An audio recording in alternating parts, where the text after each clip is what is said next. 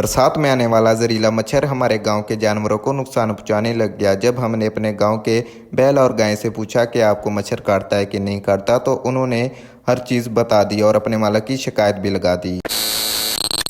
अस्सलाम वालेकुम everyone, welcome back to another new vlog. कैसे हैं जी? सब बैठ ठीक ठाक हैं और सुनाएं कैसी ज़िंदगी गुजरी है आपकी। वेलकम बैक हो गया जी आप सबको न्यू व्लॉग के अंदर।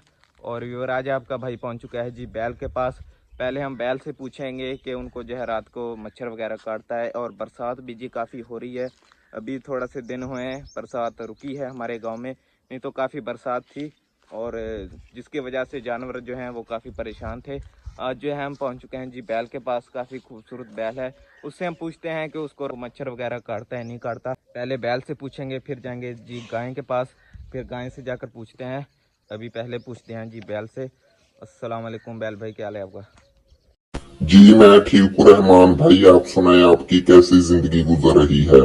तो बैल भाई आप हमें ये बताइए कि आपको मच्छर वगैरह रात को काटता है नहीं काटता? जी रहमान भाई, मच्छर तो हमारे को बहुत काटता है, लेकिन ये जो बरसात पड़ गई है ना हमारे ऊपर, तकरीबन 4-5 दिन बरसात जो चली है, इसकी वजह से ये मच्छर बहुत आ गया है हरामी।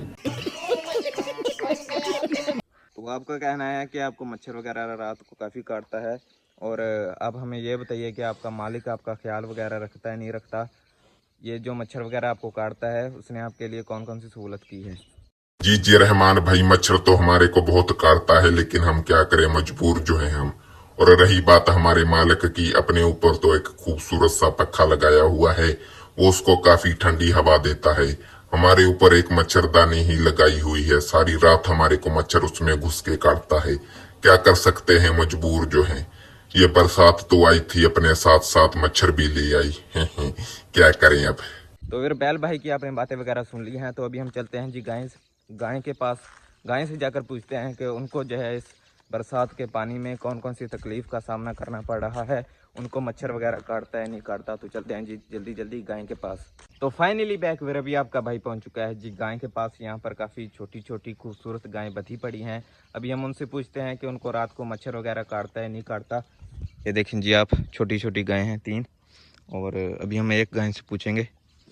अस्सलाम वालेकुम, गाय क्या हाल है आपका?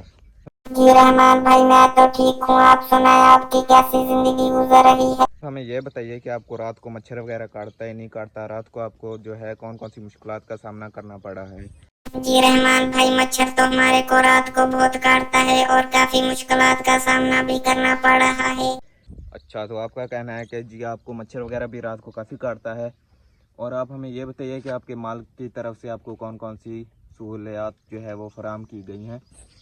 रहमान भाई, मैं आपको कौन कौन सी मुश्किलात अपनी बताऊं। और रही बात हमारे मालिक की, तो एक मच्छरदानी में 10 से 15 जानों को उसने घुसाया हुआ है। ऊपर से मच्छर भी इतना हमें काटता है, हमें तो समझ ही नहीं आ रही कि हम कहाँ जाएं।